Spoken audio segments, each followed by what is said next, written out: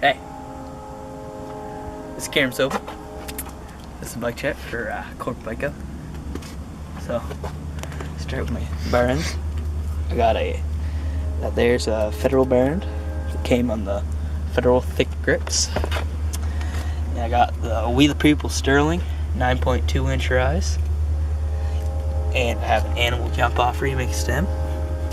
A McNeil headset, and my spacer there, that's a custom spacer that Bronson Smith made for me.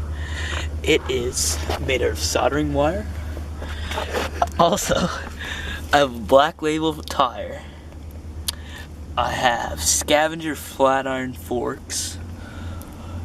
Cinema ZX front wheel with 333 rim. I have Eclat slot machine pegs. Frames and S&M BTM Transred.